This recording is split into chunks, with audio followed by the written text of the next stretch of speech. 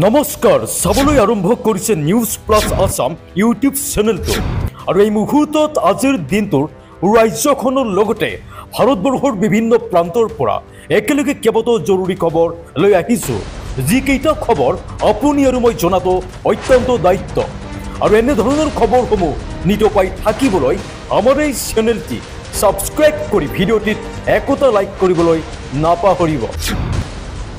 দিবলৈছো আজিৰ প্ৰথমটো big breaking news. এতিয়া সামৰিক দিশত অধিক শক্তিশালী হৈছে ভাৰত। এতিয়া চীনক প্ৰত্যাহ্বান জনাবলৈ সাজু হৈছে ভাৰতৰ তেজাছ মাৰ্ক 1। তেজাছ মাৰ্ক 1 হৈছে বিশ্বৰ অধিক শক্তিশালী যুঁজাৰু বিমান। চীনৰ লগতে শত্ৰুপক্ষক ৰুধিবলৈ এতিয়া সাজু হৈছে এনেদৰে ভাৰতৰ এইখন যুঁজাৰু বিমান। আৰু এই বিমানখনক লৈ এতিয়া কেনেদৰে ভাৰতৰ বায়ুসেনাই প্ৰস্তুতি চলাইছে, অনুশীলন চলাইছে লৈ আহিছো সবিশেষ এই মুহূৰ্তত। জনাইছো গুৰুত্বপূৰ্ণ খবৰ। এতিয়া চীনক প্ৰত্যাহ্বান জনাবলৈ সাজু হৈছে ভাৰতৰ তেজাছ মাৰ্ক 1। এতিয়া তেজাছ মাৰ্ক 1 হৈছে বিশ্বৰ অধিক শক্তিশালী যুঁজাৰু বিমান।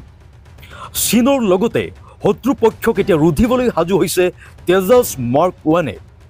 আৰু তেজাছ মাৰ্ক 1 হৈছে থলুৱা প্ৰযুক্তি ব্যৱহাৰেৰে নিৰ্মিত যুঁজাৰু বিমান। এতিয়া ট্ৰাম্পৰ প্ৰতিশ্ৰুতিৰ পিছতেই আমেৰিকাই প্ৰেৰণ কৰিছে F-404 IN-20 ইঞ্জিন। এতিয়া তেজাছ মাৰ্ক 1 অধিক শক্তিশালী কৰি তুলিব ভাৰতীয় বায়ুসেনাক। মঙলবাৰে প্ৰথমটো ইঞ্জিন প্ৰেৰণ কৰিছে নিৰ্মাণ কোম্পানী হালক। আৰু প্ৰথমে মুঠ 12টাকৈ ইঞ্জিন ভাৰতলৈ প্ৰেৰণৰ সিদ্ধান্ত এতিয়া আমেৰিকাৰ। আৰু আগন্তুক বৰ্ষত 300ৰো অধিক তেজছ যুঁজাৰু বিমান অন্তৰ্ভুক্ত হ'ব ভাৰতৰ স্কোৱাড্ৰনত। আৰু দিল্লী ৱাশ্বিংটনৰ সম্পৰ্ক অধিক শক্তিশালী হোৱাৰ আশা কৰিছে এতিয়া ভাৰতে। 2023 চনত আমেৰিকাৰ সৈতে ইঞ্জিন যোগানৰ বাবে হৈছিল দ্বিপাক্ষিক চুক্তি। আৰু চীনক প্ৰত্যাহ্বান জনাবলৈ এতিয়া সাজু হৈছে এনেদৰে ভাৰতৰ তেজাছ মাৰ্ক। পৰৱৰ্তী খবৰ, এতিয়া পাভলুটি মাৰিব নেকি নীতিশ কুমাৰ নাইডুৱে? বিহাৰত লাখ লাখ মুছলমানৰ বৃহৎ প্ৰতিবাদ। এতিয়া মুছলমানৰ প্ৰতিবাদত সিদ্ধান্ত সলনি কৰিব নেকি নীতিশ নাইডুৱে? বাতৰিটোলৈ মন কৰিব, মুছলমানৰ প্ৰতিবাদত এতিয়া সিদ্ধান্ত সলনি কৰিব নেকি নীতিশ নাইডুৱে?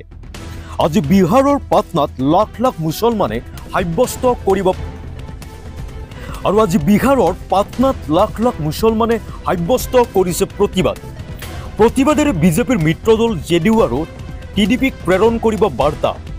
আৰু বিহাৰৰ পাটনাত অল ইণ্ডিয়া মুছলিম পাৰ্চনেল ল বৰ্ডে সাব্যস্ত কৰিছে আজি প্ৰতিবাদ। এতিয়া ৱাকফ সংশোধনী বিধেয়কৰ বিৰুদ্ধে প্ৰতিবাদত অংশ ল'ব ভিন্ন প্ৰান্তৰ মুছলমানে। এতিয়া বিতৰ্কিত বিধেয়কৰ সমৰ্থন প্ৰত্যাহাৰ কৰিব লাগিব নীতিশ নাইডুৰ দলে। আৰু এতিয়া AIMPBয়ে লৈছে চলো পাটনা কাৰ্যসূচী। এতিয়া মুছলমানৰ প্ৰতিবাদত সিদ্ধান্ত সলনি কৰিব নেকি প্ৰশ্ন উত্থাপিত হৈছে নীতিশ নাইডুৱে। আজি বিহাৰৰ পাটনাত লাখ লাখ মুছলমানে সাব্যস্ত কৰিলে প্ৰতিবাদ। আৰু এতিয়া দিবলৈছো ৰাজ্যৰ লাখ লাখ মহিলাৰ বাবে এটা ভাল খবৰ। এতিয়া 10,000 টকা লাভৰ বাবে আহি গ'ল তালিকা। গোটৰ মহিলাৰ তালিকা ওলাল আজিৰ দিনটোত। এতিয়া পৰীক্ষা কৰক আপোনাৰ নাম আছেনে নাই এই তালিকাত, কিয়নো 1 এপ্ৰিলৰ একাউণ্টত সোমাব 10,000কৈ টকা।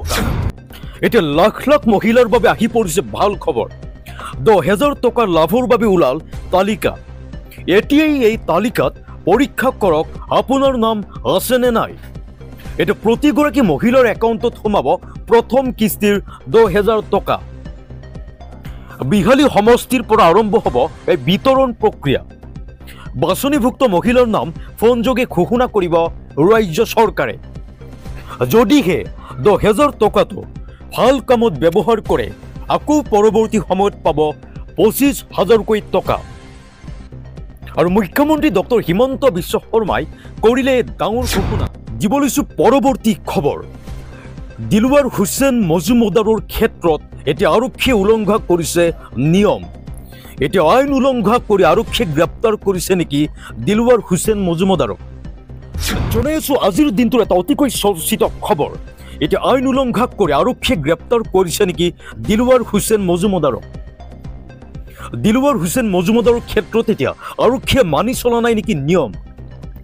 মঙলবাৰৰ দিনটোত অধিবক্তাক কথা পাতিবলৈ দিয়া নাছিল আৰক্ষীয়ে আৰু অদৃশ্য শক্তিৰ প্ৰভাৱত অধিবক্তাক লগ কৰাৰ অনুমতি দিয়া নাছিল আৰু ছিষ্টেমৰ বাহিৰত গৈ আৰক্ষীয়ে কাম কৰাৰ অভিযোগ উত্থাপন কৰিছে আৰু দিলৱাৰ হুছেইন মজুমদাৰৰ পত্নীকো বাহিৰত ৰাখিছিল আৰক্ষীয়ে এতিয়া দিলৱাৰ হুছেইন মজুমদাৰক গ্ৰেপ্তাৰক লৈ অধিবক্তাৰ বৃহৎ অভিযোগ এতিয়া আইন উলংঘা কৰি আৰক্ষীয়ে গ্ৰেপ্তাৰ কৰিছে নেকি দিলৱাৰ হুছেইন মজুমদাৰক আৰু দিলৱাৰ হুছেইন মজুমদাৰৰ ক্ষেত্ৰত আৰক্ষীয়ে মানি চলা নাই নীতি নিয়ম আৰু মঙলবাৰৰ দিনটোত অধিবক্তাক কথা পাতিবলৈ দিয়া নাছিল আৰু এতিয়া দিব লৈছো ৰাজ্যবাসীলৈ এটা অতিকৈ ডাঙৰ খবৰ বিগ ব্ৰেকিং নিউজ এতিয়া ধেমাজিত একেদিনাই 5জনক কৰা হয় দোষী সাব্যস্ত কুকাণ্ড কৰা 5 পাখণ্ডক এতিয়া জেললৈ প্ৰেৰণ কৰা হ'ল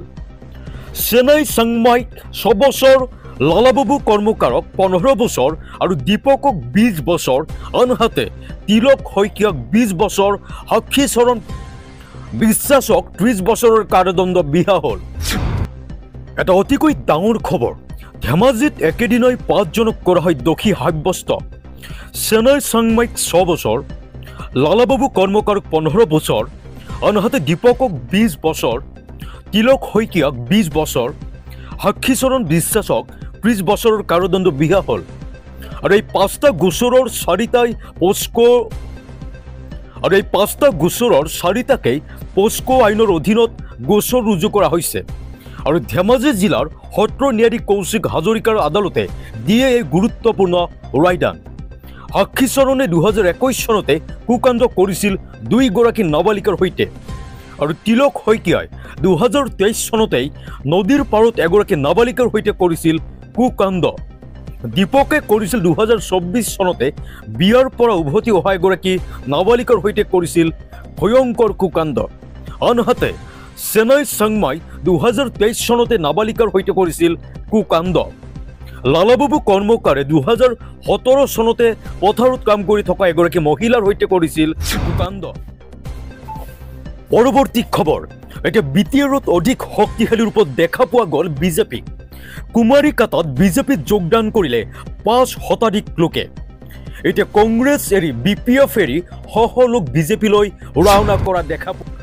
বিটিআৰত অধিক শক্তিশালী ৰূপত বিজেপি কংগ্ৰেছ বিপিএফ এৰি লোক এতিয়া বিজেপিলৈ ঢাপলি মেলিলে কুমাৰীকাটাত বিজেপিত যোগদান কৰিলে 5 শতাধিক সংখ্যালঘু লোকে আৰু তামুলপুৰৰ দৰঙাজুলি পৰিষদীয় সমষ্টিত বৃহৎ যোগদান কাৰ্যসূচী ৰূপায়ণ হ'ল বিশ্বজিৎ গৌৰা নাৰ্জাৰীৰ উপস্থিতিত এই যোগদান কাৰ্যসূচী সমাপ্ত হয় বিপিএফ আৰু এপছুৰ নেতাৰো যোগদান এতিয়া বিজেপিত বিটিচি নিৰ্বাচনৰ পূৰ্বে এতিয়া শক্তি বৃদ্ধি পোৱা দেখা পোৱা গ'ল বিজেপিৰ